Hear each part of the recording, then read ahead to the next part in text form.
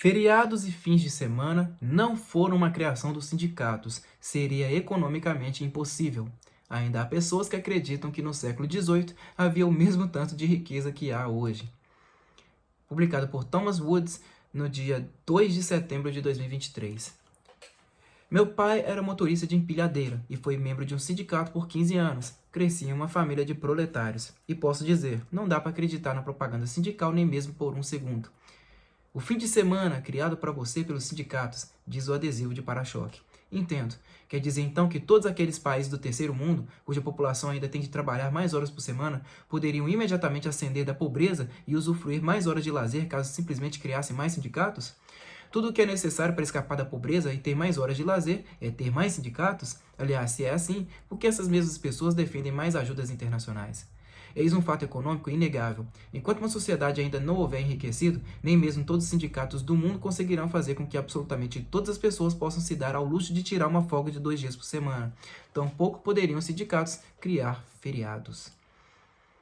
Apenas pense nas economias primitivas de 300 anos atrás. Você consegue imaginar, em meio a toda aquela pobreza, sindicatos agitando para reduzir a jornada de trabalho semanal? Sindicatos pedindo mais feriados e 2 dias de folga por semana? Qualquer um que fizesse isso seria imediatamente visto como um lunático desconectado da realidade. E o motivo é simples. Sociedades pobres possuem poucos bens de capital. Ou seja, não há uma abundância de ferramentas tecnológicas, de maquinários de autoprodução e de meios de transporte rápidos e eficientes. Com poucos bens de capital, a maioria dos bens e serviços tem de ser produzida e distribuída manualmente. Sendo todo o trabalho necessariamente manual, será necessário que toda mão de obra disponível trabalhe o máximo de horas humanamente possível para fazer com que a subsistência da população seja minimamente viável. Uma simples folga de um dia poderia fazer com que não houvesse alimentos disponíveis para todos. É por isso que no passado as pessoas tinham de trabalhar em longas jornadas e sob condições terríveis, e é por isso que em vários países pobres a situação ainda é esta. Embora seja mais fácil e popular culpar homens engravatados e pançudos que fumam charutos e utilizam monóculos e que têm prazer em oprimir a classe trabalhadora, o fato é que o problema está na escassez de bens de capital que impede o aumento da produtividade dos trabalhadores. O que emancipou as pessoas dessas condições desumanas foi a acumulação de capital, com os trabalhadores se tornando substantivamente mais produtivos do que antes, graças à assistência de máquinas, ferramentas e meios de transporte, a produção física foi rapidamente multiplicada em quantidade e em qualidade.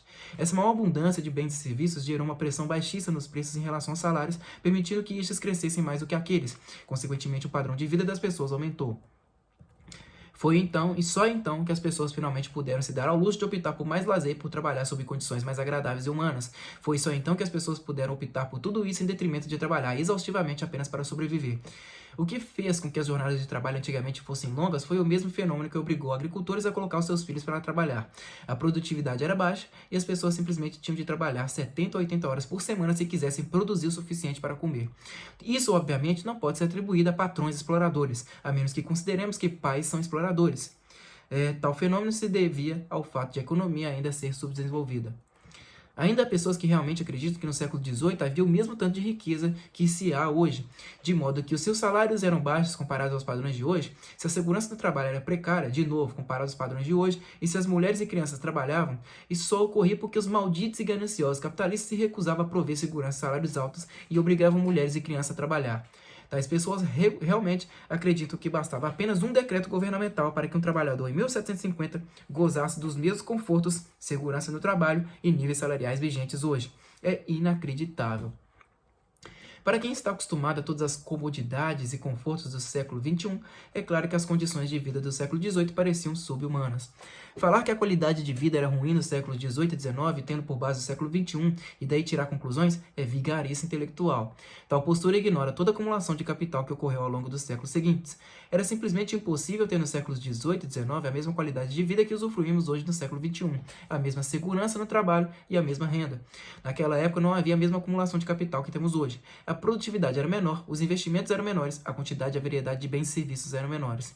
Era impossível ter naquela época a mesma quantidade de comodidades que temos hoje.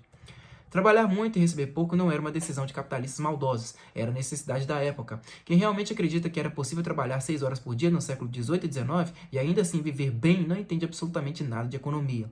Tal raciocínio parte do princípio de que vivemos no jardim do Éden, que a riqueza já está dada e que tudo é uma mera questão de redistribuição.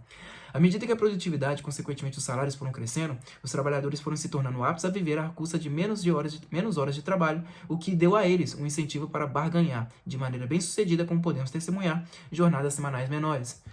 Isso não é algo que as meras exigências e imposições sindicais poderiam conseguir, mesmo porque, até onde se sabe, de sindicatos não criam bens de capital. Conclusão. Eis uma descoberta interessante. Se você perguntar às pessoas que trabalham em sweatshops, estabelecimentos majoritariamente chineses com condições precárias em que os funcionários têm longa jornada de trabalho e baixo salário, se elas prefeririam ter condições mais agradáveis ou menos horas de trabalho em troca de salários menores, elas preponderadamente dirão não.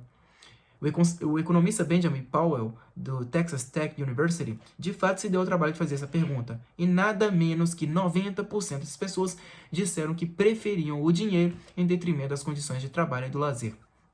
Nos Estados Unidos, os trabalhadores já usufruíam a jornada diária de 8 horas de trabalho muito antes de seus congêneres europeus, fortemente sindicalizados, e já ganhavam salários muito maiores. Nos Estados Unidos, o sindicalismo do setor privado nunca contou com mais do que 1/3 da força de trabalho, e isso em seu ápice. Portanto, seja lá o que os professores de seus filhos estejam ensinando a eles, não deixe que essa doutrinação passe impune.